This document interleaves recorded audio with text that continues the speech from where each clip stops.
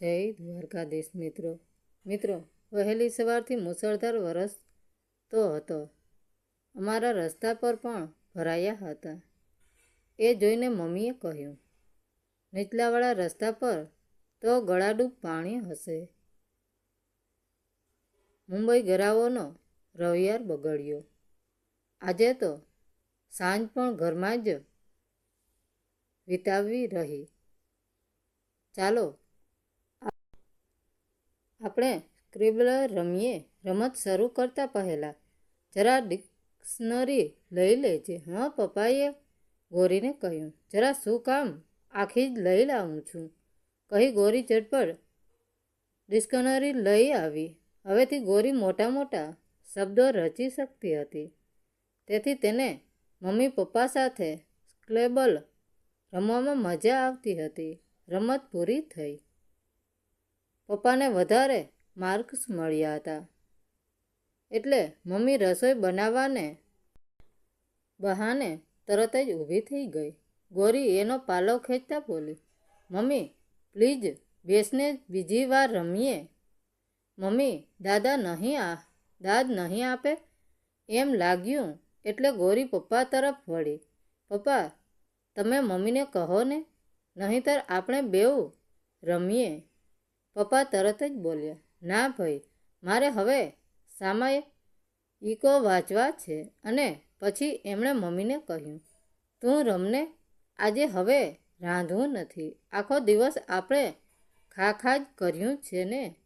આખરે છટકબારી તરીકે મમ્મીએ કહ્યું, ગોરી ચાલ જોઉં હવે તારું હોમવર્ક કર. આ શનિ રવિ મેં તને ચોપડીઓ ખોલતી જોઈ નથી. આમ તો મમ્મી એની બહેનપણીઓને કાયમ કહેતી હોય, અમારી ગોરીને હોમવર્ક કરવાનું કહેવું જ ના પડે. વગર ટ્યુશને પણ એ વર્ગમાં મોખરે રહે છે. ગોરી ઉઠીને રસોડામાં ગઈ. ફ્રીજ ખોલ્યું, પણ કાંઈ ભાવતું નીકળ્યું નહીં. પછીનો હલ્લો હતો નાસ્તાની બારીઓ ઉપર, જેમાં મમ્મી અચાનક આવી ચડનાર મહેમાનો માટે નાસ્તો ભરી રાખતી. ઓહ, એ પણ ખાલી. પપ્પા તો જાણે કે આખું રસોડું જ હડપી કરી ગયેલા. વાર્તાની ચોપડીઓ પણ કંઈક કેટલી વારે વાંચી હતી. ટીવી બગડી ગયું હતું. છેવટે ગોરીએ પલંગમાં લંબાવ્યું અને સ્કૂલ કેલેન્ડરના પાના ફેરવવા લાગી.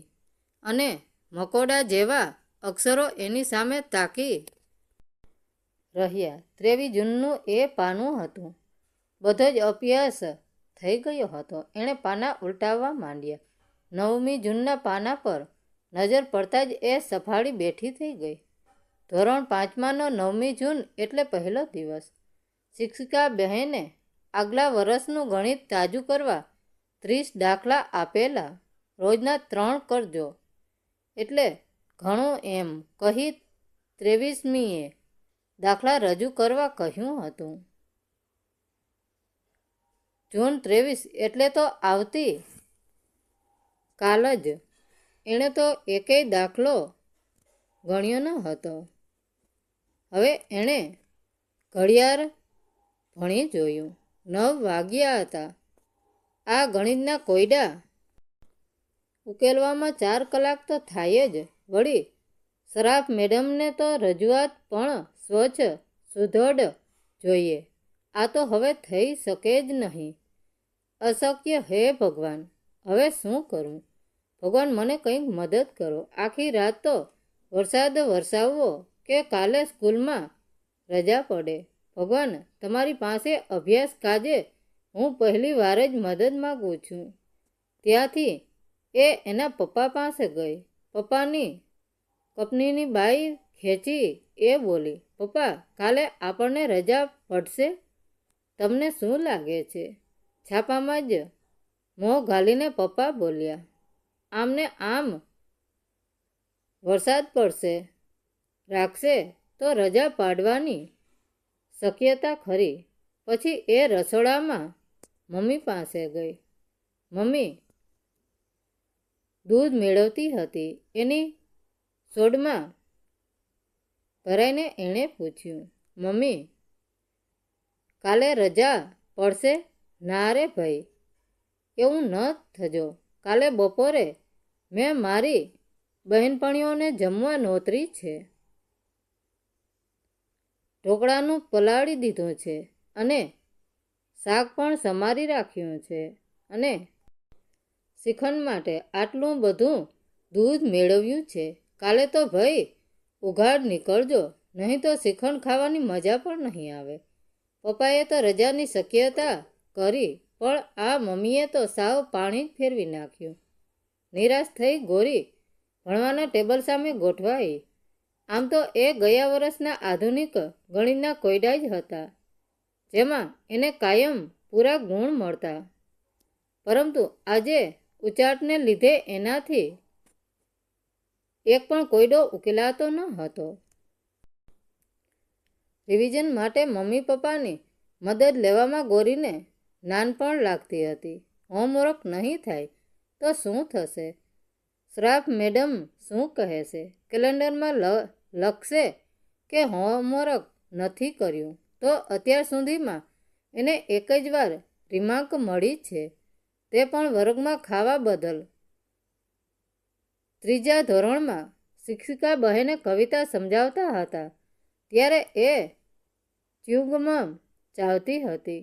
રેશમા કહેતી હતી કે વર્ષ દરમિયાન તમારા કેલેન્ડરમાં 3 રિમાર્ક લખાય તો તમને સ્કૂલમાંથી કાઢી મૂકવામાં આવશે. શ્રાફ મેડમ એની બાબતમાં એવું નહીં કરે. આજ સુધીમાં એણે ક્યારેય હોમવર્ક બતાવવામાં બેદરકારી નથી દાખવી. ગણિતની પરીક્ષામાં એ કાયમ મોખરે રહેતી. વળી શ્રાફ મેડમની તો એ કેટલી લાડકી હતી અને તેથી જ એને વધારે ડર લાગતો હતો એમની નજરમાંથી ઉતરી પડવાનો.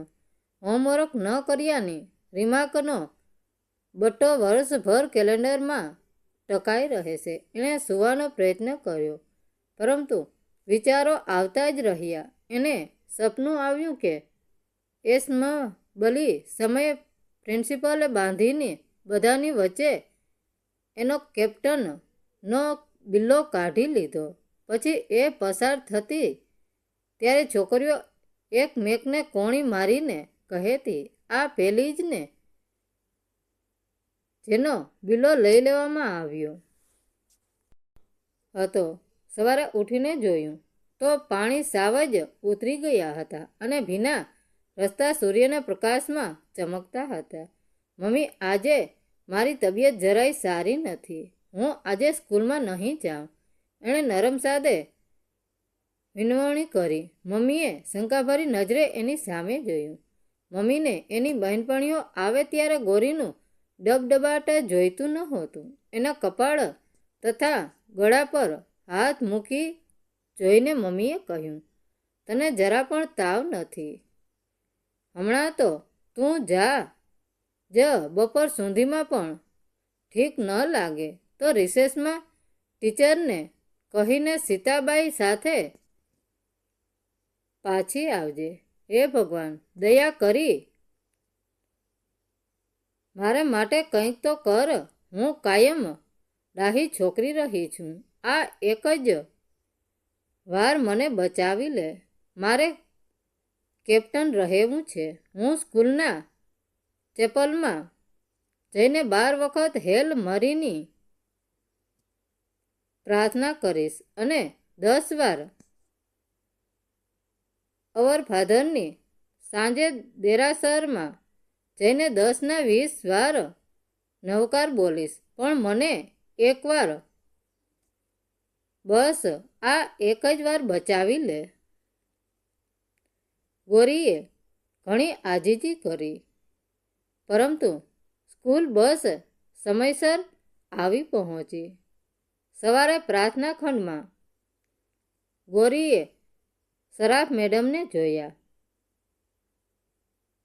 ખ્રિસ્તી શિક્ષિકાઓ મધ્યે મોટા લાલ ચાંદલાવાળા શ્રાફ મેડમ જુદા જ તરી આવતા હતા. કડક ગુલાબી સાડી અને અંબોડાની એક બાજુએ ખોસેલું એવું જ ગુલાબી ગુલાબ ગોરી. ગોરી આજે ખૂબ જ શાંત હતી. બપોરે રિસેસમાં કેપ્ટન તરીકેના ફેરા પણ એણે ન માર્યા. એની ખાસ બહેનપણી રેશમાએ એને પૂછ્યું, તારી તબિયત તો ઠીક છે ને? ઉત્તરમાં ગોરી મ્લાન હસી. મમ્મીએ સીતાબાઈ સાથે મોકલેલા શ્રીખંડ પૂરી તથા ઢોકળા એણે ખાધા નહીં. રિસેસ પછી તરતમાં ગણિતનો વર્ગ હતો. ઘંટ વાગ્યો એટલે બધાની સાથે કૂચ કરતી એ છાનીમાની પોતાની બેઠક પર ગોઠવાઈ ગઈ. સરાફ મેડમ આજે મોડા હતા. નવાઈની વાત હતી. 10 મિનિટ વીત્યા બાદ પણ સરાફ મેડમ ન દેખાયા. ત્યારે એમને બોલાવવા ગોરીએ શિક્ષકોના ખંડમાં જવું પડ્યું. મરાઠીના ગોખલેબાઈ ત્યાં બેઠા હતા. સરાફ મેડમ, ઓહ, એ તો આજે વર્ગમાં નહીં આવે. એક ખૂબ જ દુઃખદ ઘટના બની છે.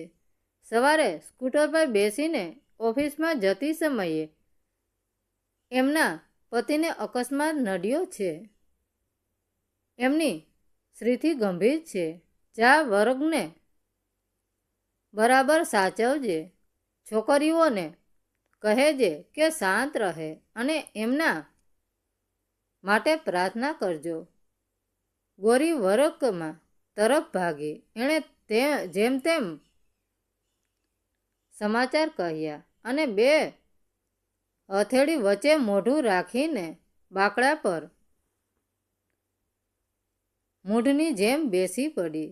જ્યારે એ ઘેર પહોંચી ત્યારે એ મમ્મી પાસે બેસી ગઈ.